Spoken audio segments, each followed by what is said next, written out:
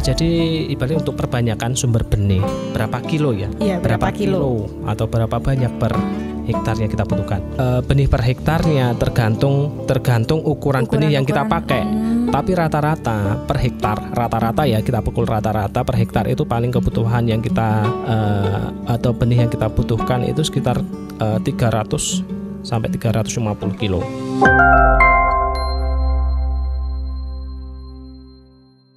Untuk modal awal Mas, per hektarnya itu berapa Mas? Bisa dibicarakan? Ya, oke.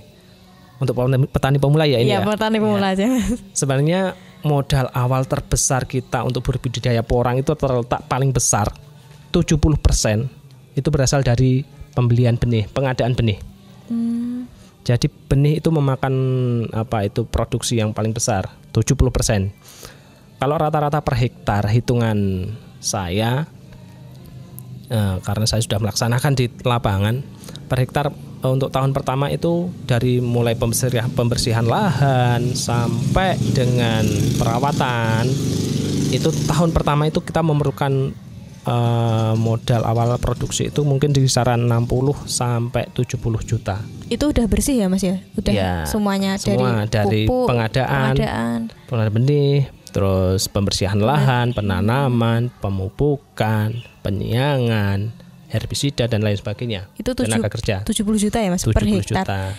Itu nanti panennya berapa tahun itu Mas?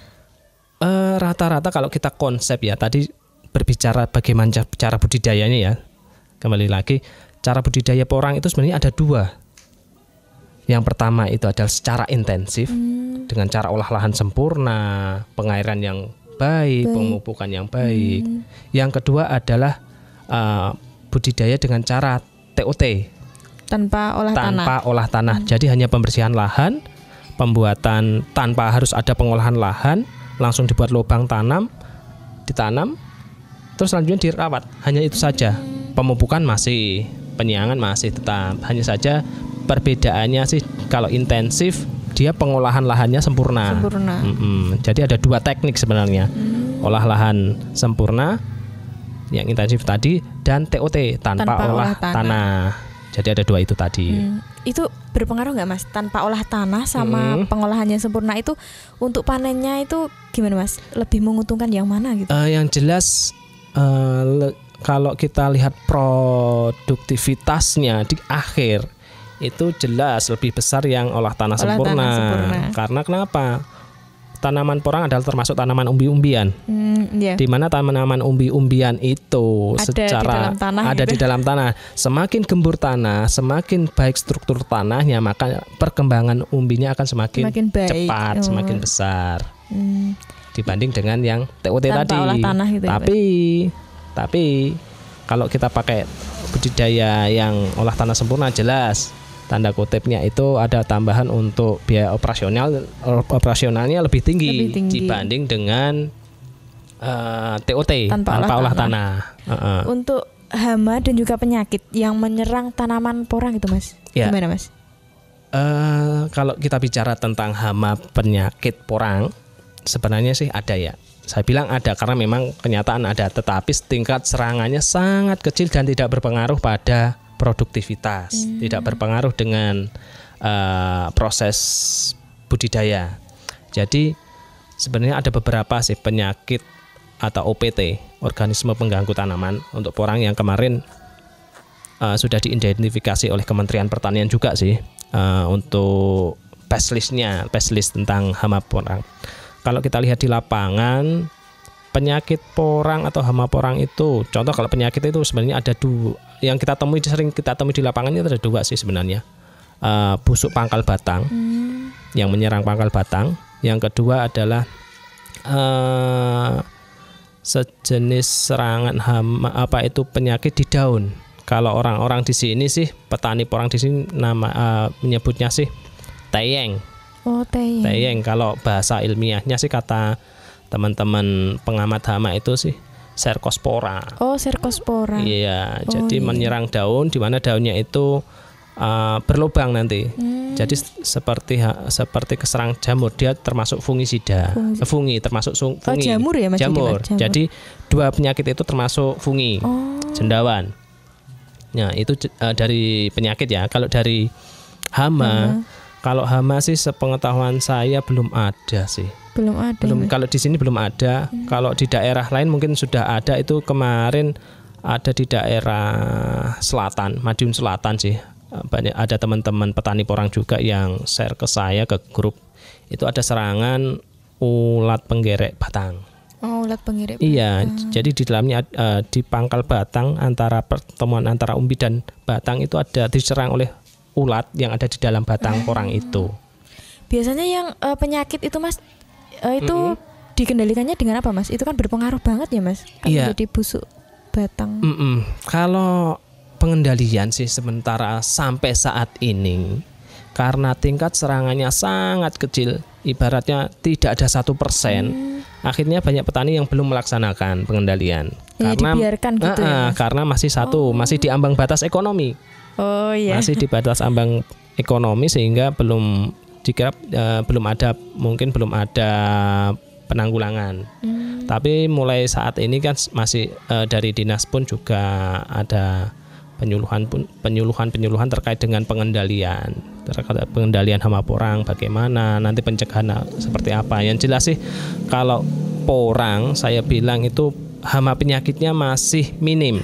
Masih minim. Saya bilang masih minim. Kenapa? Karena memang ada pun serangan tapi tidak akan berpengaruh di proses produksinya. Produktivitasnya tidak akan terganggu. Kalau di umbinya itu nggak ada ya Mas? Kalau di umbi, kalau umbi sih sebenarnya kalau di tingkat budidaya ada juga. Dia sejenis busuk juga. Cuman ya itu tadi kita jarang menemukan.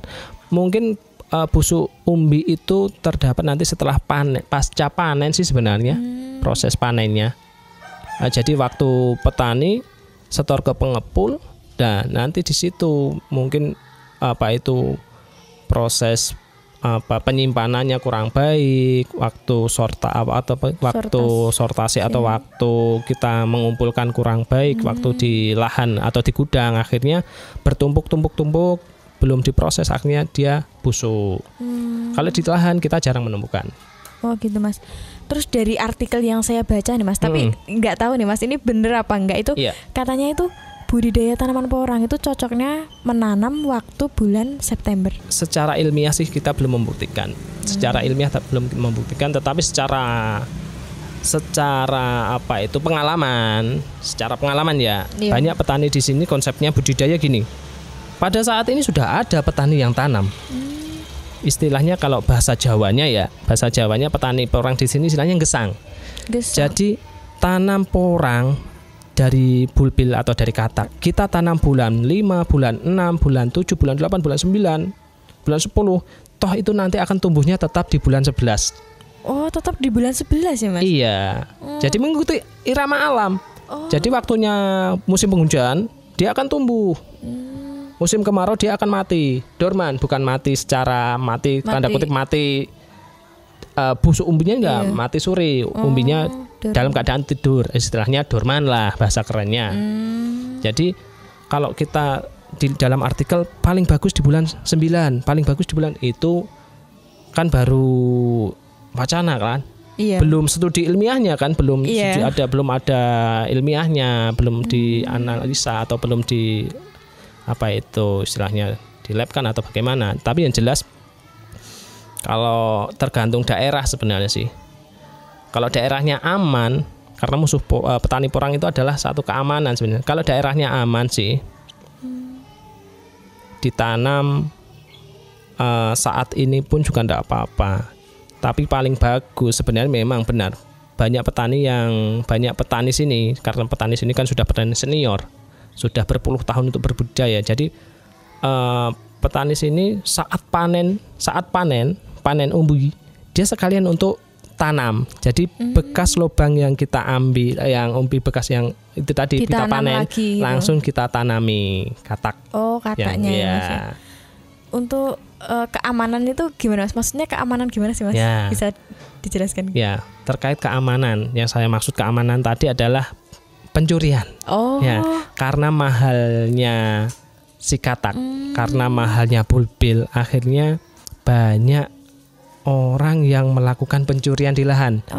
Bahkan tahun kemarin untuk musim tanam tahun 2020 ada kejadian yang petani di lahan petani itu sempat tanam di bulan, kalau ada bulan 10 lah, bulan 10 tanam itu kalau nggak salah kurang lebih ada 2 kuintal dia tanam. Hari ini dia tanam 2-3 hari dia lihat, dia cek di lahan sudah nggak ada. Oh jadi di ini Mas? Iya, dicuri gitu ya? Dicuri di lahan, bahkan waktu sudah ditanam pun dicuri. Nah itu sebenarnya yang saya katakan keamanan sih itu. Tapi alhamdulillah itu di daerah lain, bukan di tempat. Di sini enggak. Jadi di sini aman karena kenapa? Di sini 100% warga desa sini sudah petani porang semua.